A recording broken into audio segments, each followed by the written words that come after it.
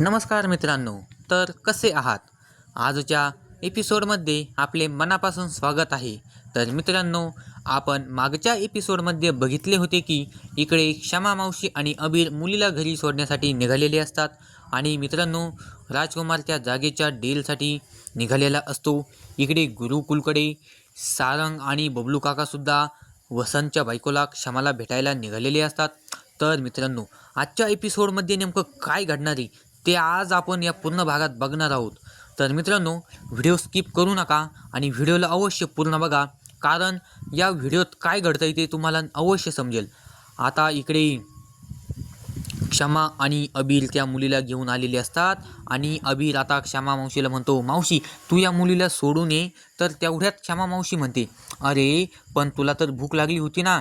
तर अबीर म्हणतो, हो लागली होती, पण आता हे बघ इथे हे दुकान आहे, तुला येईपर्यंत मी इथे थांबतो आणि मला भूक लागलेली तरी मी ते थोडंफार खातो. तर क्षमा मावशी त्याला पैसे देते आणि पुढे निघू लागते. आणि तेवढ्यातच आता इकडे अबीर दुकानातून चिप्स घेतो आणि गुरुकुलकडे आपला प्रवास चालू करतो. आणि मित्रांनो, आता तेवढ्यात तिकडून राजकुमारची गाडी येते आणि गाडी पुढे अबीर समोर आडवा येतो. तर मित्रांनो, तेवढ्यात राजकुमार रागाने गाडी थांबवतो आणि गाडीचा दरवाजा उघडतो आणि रागाने अबीरकडे बघतो आणि तो त्याला बोलायला सुरुवात करतो. आणि आपला बिचारा अबीर एकटाच तिथे उभा असतो. तर त्याला राजकुमारला आठवतं की या बारक्या पोराला आपण आधी कुठेतरी पाहिलं होतं आणि कधीतरी. आणि तेवढ्यात तो गाडीच्या बाहेर येतो आणि अबीरचा गळा धरतो आणि त्याला ओरडू लागतो. तर राजकुमार अबीरला भरपूर बोलतो आणि तेवढ्यात त्यावर हातच उगारतो. तर तेवढ्यात तिकडून जगन्नाथ येतो आणि जगन्नाथ राजकुमारला मोठी आरोळी ठोकतो. आणि आता अबीर तिथून जगन्नाथ म्हणतो, अबीर तू बाळा इथून जा. आणि तेवढ्यात अबीर तिथून जातो. राजकुमार आता तिथे जगन्नाथला बघतच असतो मित्रांनो. तर तेवढ्यात जगन्नाथ राजकुमारची चांगलीच मुलाखत घेतो. आणि आता मित्रांनो, इकडे जगन्नाथ राजकुमारला विचारतो, काय रे तुझा हा माज अजून जिरालेला नाही का? तुझ्या लक्षात तर आहे ना की तुझी भविष्यवाणी? आणि तुला काही लाज तर वाटते ना की लहान मुलांच्या अंगावर हात टाकतो आणि असा रस्त्यावर हात टाकायला तुला लाज नाही वाटत?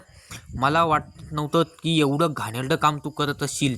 आणि जगन्नाथ त्याला शेवट एक वर्णन देतो, म्हणजे त्याला सांगतो की हे बघ, एक लक्षात घे की तुझा विनाश करणारा अजून इकडे घडत आहे. राजकुमार आता तिथे खूप रागात असतो आणि तो गाडीत बसतो आणि तो फोन करतो. आणि आता तो म्हणतो, आत्ता मी तुला पाठवलेल्या लोकेशनवर यायचं आहे. तर मित्रांनो, राजकुमार आता त्या गुंडांना बोलवत असतो. मित्रांनो, राजकुमार त्या गुंडांना सावलीला मारण्यासाठी सुपारी दिली होती ना, त्या गुंडांना राजकुमार आता बोलवत असतो, गाडीमध्ये बोलवतो. आणि मित्रांनो, आता इकडे सुशीला वहिनी क्षमा मावशीच्या पाठलाग करत असते. आणि आता तेवढ्यातच इकडून सारंग आणि बबलू काका गाडीमध्ये येतात आणि त्यांच्याबरोबर वसंत पण असतो. आणि हे सर्वजण मिळून क्षमा मावशीची गाठ घेतात. तर वसंत तिथे क्षमाची माफी मागायला तयार होतो, पण त्याला क्षमा माफ करत नाही. कारण ज्या वेळेत क्षमा आपलं घर सोडून गेली होतीस, त्यावेळेस या वसंतने आपल्या क्षमावर म्हणजे आपल्या बायकोवर हात उगारलाच होता. आणि क्षमा त्याला सांगते, क्षमा म्हणते, तू मला घरातून काढून टाकले त्यावेळेस तुला माझी आठवण नाही आलीस का? त्यावेळेस तर तुला तुझी आई सत्याचा मार्ग दाखवत होते ना, तर का नाही गेला तिकडे? का आला माझ्याकडे? तुला काही वाटते का? का वाटत नाही तुला? आणि तुला का वाटते तू माझ्यावर हात उगारला म्हणून मी तुझे घर सोडून आले? तर तसं नाही. तू मला तुझ्या घरात काहीच किंमत दिली नाही, त्यामुळे मी तुझ्या संग राहायला तयार नाही आहे आणि मी तुझ्यासोबत येणार नाही. हा तू विचार सोडून दे. आता मी इथून चाललेली आहे. आणि आता इकडे सारंग इकडे भाऊक होतो. त्याला त्याचंही भूतकाळ आठवते आणि त्याने जसे सावलीसोबत केले होते तर त्याला ते सर्व आठवू लागते. आणि तेवढ्यात तो मनातल्या मनात सावलीची माफी मागायला लागतो. मित्रांनो, तो आता इतका भाऊक झालेला असतो की त्याला त्याच्या मनात सावली आठवते, जसे त्याने सावलीबरोबर घडले होते. तर आता तेवढ्यात बबलू काका त्याला सावरतो आणि बबलू काका त्याला म्हणतो, अरे तू कुठे आहेस आणि काय करतोय इथे? काय चाललंय तुझं? काय चाललंय? आणि आता तेवढ्यात आता क्षमा मावशी तिथून निघून जाते. आणि मित्रांनो, आता इकडे अमृता वहिनी आणि ओवी गुरुकुलकडे आलेली असतात. अमृता वहिनी ओवीकडे तिचा फॉर्म काढून देते आणि तिला समजावून सांगते, गुरुकुलमध्ये गेल्यानंतर आपले पूर्ण नाव कुणालाही सांगायचे नाही, कारण इथे खूप मोठा गोंधळ होऊ शकतो. आणि हो, आतमध्ये जाताना काळजी कर बाळ, तुझ्यासोबत मी आतमध्ये नाही येऊ शकत. कारण ओवी म्हणते, का वहिनी, का काकू, तू माझ्यासोबत का नाही येऊ शकत? तर अमृता काकू म्हणते, अरे अजून आपल्याला माहीत नाही ना की सारंग बाबा आणि हे राजकुमार काका येऊन गेलेले आहेत की नाही, त्यामुळे मला इथेच थांबावं लागेल. कारण जर ते आले तर आपल्याला इथून लवकर मार्ग काढावा लागेल. तर तू जा आणि फॉर्म भर, आणि फॉर्म भरल्यानंतर जर सर्व कामं झालीच तर सावली मॅडमच्या फोनवरून मला फोन करून सांग की सर्व कामं झालेली आहे, मी तुला न्यायला येते. तर आता ओवी तिकडून आता गुरुकुलमध्ये जाते आणि अमृता इथेच थांबते. आणि आता इकडे मित्रांनो, राजकुमारने त्या गुंडांना बोलवलेले असते मित्रांनो, आणि तो त्याला विचारतो, का रे भुलट्या, तू मला सांग, आपण, तुला आठवते का 8 वर्षापूर्वी त्या सावलीला संपवलं होतं, लक्षात आहेस ना? मला पूर्ण डिटेलमध्ये सांग, नेमकं त्या रात्री काय घडलं होतं.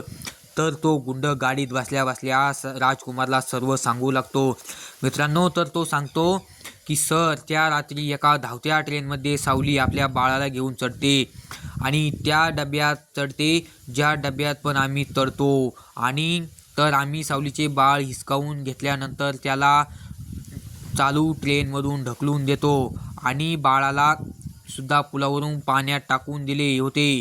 तर राजकुमार त्याला म्हणतो, अरे पण इकडे जगन्नाथ असं का मला म्हटला की तुझा विनाश इकडे घडत आहे. मित्रांनो, आता इकडे सावली गुरुकुलमध्ये मुलांना गाण्याचे क्लास शिकवत असते. तर तेवढ्यात ओवी तिथे येते आणि ओवी आता आपला फॉर्म सावलीकडे देते. तर सावली तो पूर्ण फॉर्म काळजीपूर्वक वाचते व ती ओवीला म्हणते, छान बाळ, मला यावरून समजते की तुझा छंद गाणी म्हणण्याचा आहे आणि तू मनापासून तो जिद्द आहे तुझी, आणि आज तुझे हे स्वप्न पूर्ण होणार आहे. कारण मी हा फॉर्म वाचल्यानंतर मला असे कळले की तुला गाण्यात खूप रुची आहे आणि माझे मन खूप आज आनंदी झाले. आणि हो, तेवढ्यात ओवी म्हणते, टीचर मला तुमचा मोबाईल द्या, कारण मला माझ्या काकूंना सांगायचे आहे. तर सावली तेवढ्यात म्हणते, अरे तू मला काकू टीचर का म्हणलीस, तू तर मला काकू म्हणत होतेस ना. तर ओवी म्हणते, नाही नाही, तुम्ही मला गाणं शिकवता तर तुम्ही माझ्या गुरुसारख्या आहात आणि गुरु म्हणजेच माझे टीचर झालेत ना. तर तेवढ्यात सावली म्हणते, सावली ओवीला विचारते, का रे, तुझ्या संग काकू आतमध्ये नाही आली? तर ओवी म्हणते, हो, त्यांना बाहेर काम होते त्यामुळे त्या बाहेर थांबल्या, आतमध्ये नाही येऊ शकल्या.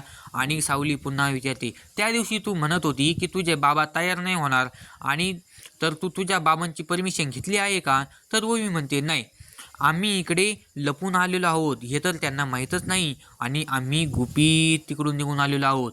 तर सावली म्हणते, अगं पण असं रोज लपून येऊन गाणं शिकणं बरोबर नाही. आणि आता तेवढ्यात सावली तिचा मोबाईल ओवीला देते आणि अबीर आणि ओवी बाहेर जाऊन अमृता काकूला फोन करतात. आणि आता मित्रांनो, इकडे संध्याकाळी आता अबीर आपल्या आईमागे फिरत असतो आणि तो हसत हसत म्हणतो, आई मी आज खूप खुश आहे, कारण ओवीने मला जे वचन दिले होते ना ते आज पूर्ण झाले आहे. ओवी म्हणाली होती मी गाण्याच्या क्लाससाठी नक्की येईल, तर हे बघ आई, ते गाण्यासाठी आज आली आणि तिने दिलेलं वचन आज तिने मला पूर्ण केलं. आणि अबीर आईला म्हणतो, अगं पण तू जेव्हा लहान होते लहानपासूनच तू गाणं शिकले का? तर सावली म्हणते की मला माझी आई सांगत होती, ज्यावेळेस मी लहान होते त्यावेळेस मी बोलायच्या अगोदर गुणगुण करायला शिकले. आणि सावली म्हणते, हो, ओवीचं जे गाणं म्हणणं आहे ना ते डायरेक्ट हृदयाला जाऊन टेकतं. मी खूप मनापासून गाणं गाते आणि ओवी पण तेच करते. तर मित्रांनो, आता सारंग आणि सावली एकत्र होणार का? यांची आता उद्या गुरुकुलमध्ये नेमकं भेट होणार का?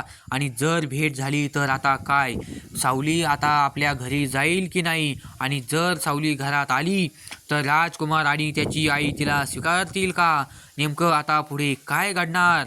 आता जगन्नाथ पण रागावलेला आहे, कारण आता त्याने जगन्नाथच्या नातावर राजकुमारने हात उगारलेला असतो. तर आता पुढे काय होईल हे बघण्यासाठी आपल्या चॅनलला लगेच लाईक करा, सबस्क्राईब करा.